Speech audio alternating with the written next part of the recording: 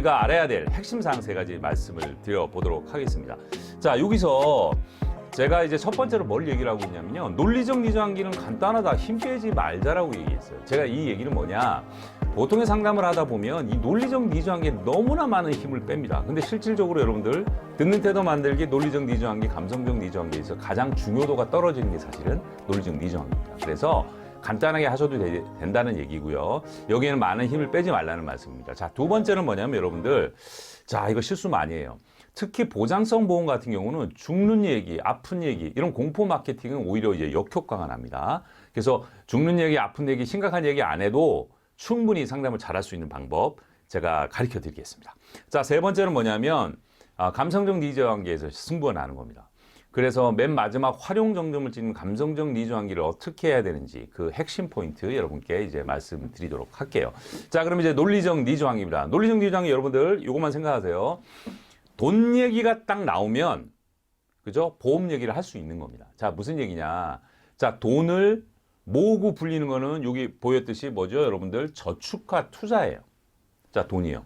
자, 돈을 모으고 불리는 건 저축과 투자입니다. 그럼 그 돈을 지키는 건 뭐다? 여러분들 보험인 거죠. 그래서 고객이 고개를 끄덕이면서 한마디로 저축과 투자하고 보험을 구별해 주시면 되는 거예요. 자, 무슨 얘기냐? 저축과 투자는 따지고 보면 세단입니다. 자동차 세단. 그 다음에 이 보장성 보험의 보험은 뭐다? 트랙터예요. 세단은 어디서 달립니까? 네, 아스팔트 아니면 콘크리트 잘 다져진 도로를 달려내는 거고, 트랙터는 여러분 밭이나 농기를 달려야 되는 게 바로 트랙터 아닙니까? 그래서 이 세단과 트랙터는 용도가 다르다. 역시 마찬가지. 저축과 투자하고 보험을 비교하면 안 되는 거예요. 영역이 다르다. 그래서 여기는 다양한 컨텐츠를 만들 수 있는 겁니다. 자, 돈 얘기만 나오면 지키는 얘기를 하기 때문에 다양한 콘텐츠를 할 수 있습니다. 뭐 예를 들어서 라이프 사이클 그리고 피로자금을 얘기할 수도 있고요. 재테크 방법이라든지 뭐 효과적인 재무적인 준비에 대한 얘기할 수도 있고, 여러 가지 얘기하면서 보험이 어떤 상관관계가 있는지만 딱 전달되면 돼요.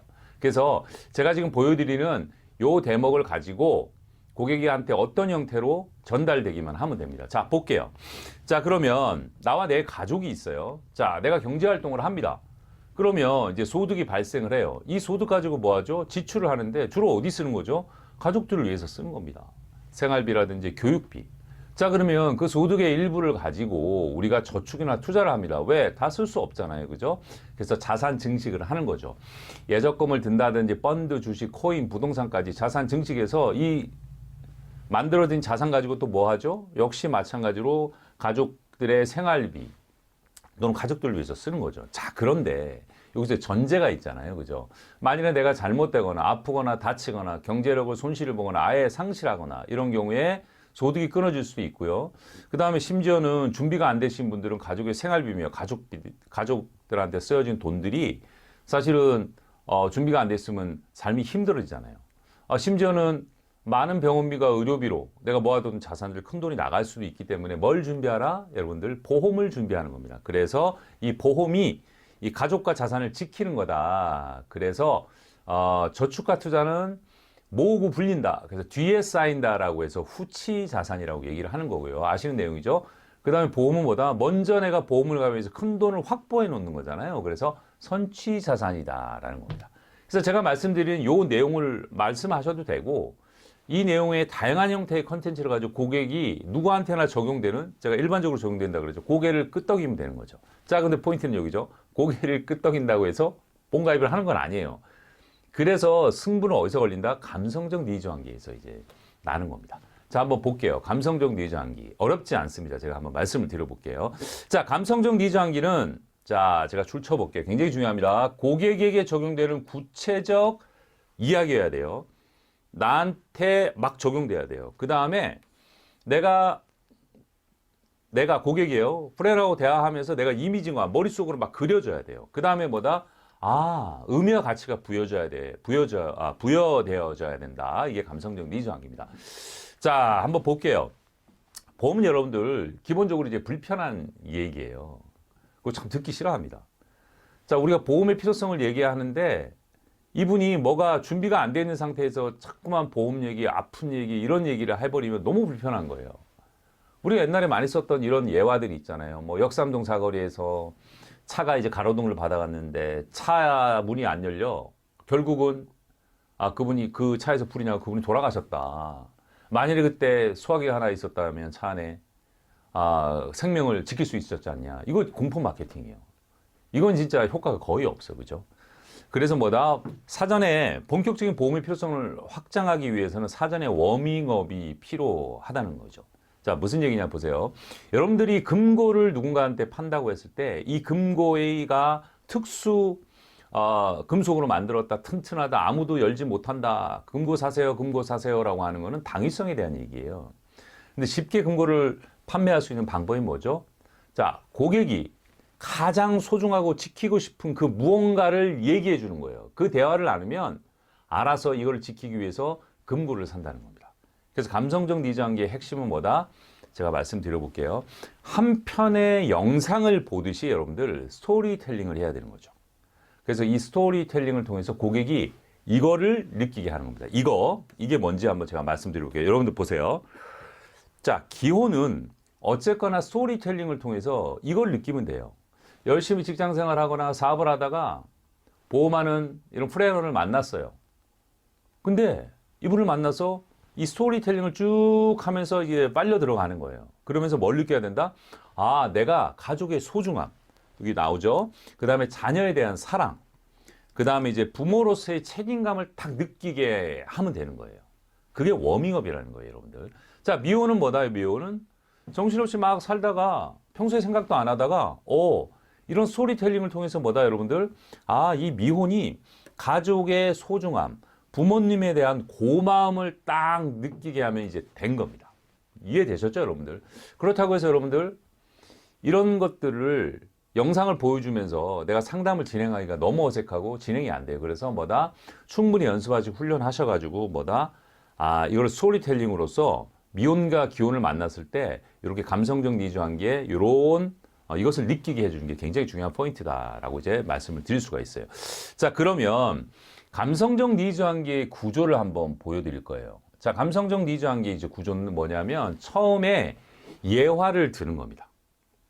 자, 예화를 스토리텔링으로서 드는 거예요. 그러면 여러 가지 예화들, 여러분들이 보셨던 드라마도 좋고요. 다큐멘터리물도 좋아요.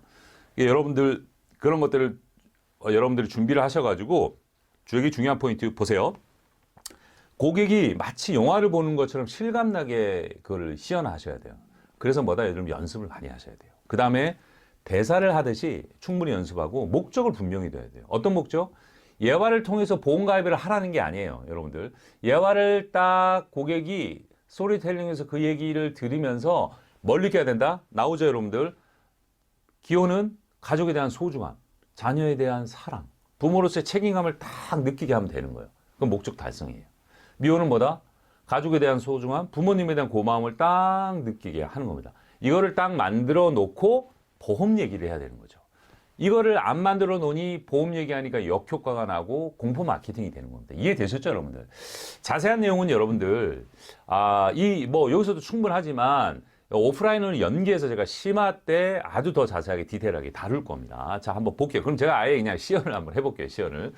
자, 제가 많이 썼던 예화가 여러 가지가 있는데 최근까지도 쓰고 이미 검증된 예화입니다. 자, 이 예화를 딱 들을 때 미혼이나 기혼이나 이 예화를 보고 느끼는 감정이 달라요. 제가 한번 그거를 말씀을 드려볼게요. 자, 논리적 니즈 관계 마지막 부분부터 하겠습니다. 이렇게 해서 예화와 대화를 통해서 완성도를 높였어요. 그럼 워밍업이 다 된 거예요. 자, 지금부터는 조금 심각한 얘기를 해도 먹히는 겁니다, 여러분. 이게 포인트예요. 이게 없고 갑자기 보험의 필요성에 대해서 얘기하고 아픈 얘기, 다치는 얘기 하니 거부감이 있는 거예요. 자, 그래서 과장님, 제가 도와드리러 온 겁니다. 이번 기회에 과장님이 준비하셨던 그 보험 제대로 어떤 내용인지 한번 보시고 제대로 분석도 해보시고요. 만일에 과하면 좀 덜어내시고 부족하면 뭔가 보충을 하시는 그 준비 제가 도와드리고 싶은데 저랑 함께 한번 진행해 보지 않으시겠어요? 라고 얘기를 하는 겁니다. 그러면 고객이 이거 뭐를 해야 되죠? 라고 하면 이제 팩트 파인딩이라든지 여러 가지 후속 조치를 하면서 이제 마무리를 여러분들 하는 거죠. 자, 여러분들. 여기서 이제 건강과 의료보험을 어떻게 니즈 환기 마무리 활용 점정을 찍는지 연금에 대한 활용 중증이 찢는지 이런 것들은 오프라인 강의 심화 과정에서 여러분들 다루도록 하겠습니다. 자, 마무리를 여러분들 제가 한번 해볼게요. 자, 상담을 잘하기 위한 준비가 있습니다. 제가 여러분들께 가르쳐 드렸던 상담의 세 블록을 기준으로 그렇죠? 듣는 태도 만들기, 논리적 니즈 암기, 감성적 니즈 암기로 기본적인 스크립트를 작성을 하셔야 돼요. 이게 작성이 돼 있다면 여러분들 만날 예정인 고객층이 다양합니다. 성별, 직업, 나이 여러 가지 개인적인 상황이 다르기 때문에 거기서 조금만 응용을 해주면 기가 막히게 상담이 쉽게 풀립니다. 자, 그 다음에 연습을 어떻게 하시냐. 이 듣는 태도 만들기, 그 다음에 논리적 니즈 암기, 감성적 니즈 암기 이 세 가지를 블록별로 연습을 하신 다음에 전체를 돌려서 계속 연습을 하신 다음에 완성도를 높이면서 실전에 사용하시면 됩니다. 자, 여러분들 도움 많이 되셨죠? 그죠? 이 과정은 제가 계속 강조하지만 굉장히 오랫동안 10여 년 이상 지금까지 많은 탁월한 성과를 냈던 보험금융 전문가를 육성했고 현장에서 실제 적용했고 지금도 쓰고 있는 이미 검증된 내용입니다. 여러분들이 잘 받아들여서 여러분들과 잘 세팅해서 적용하신다면 아마 큰 성과가 있으라고 저는 확신합니다. 자, 여러분들 항상 여러분들을 응원합니다.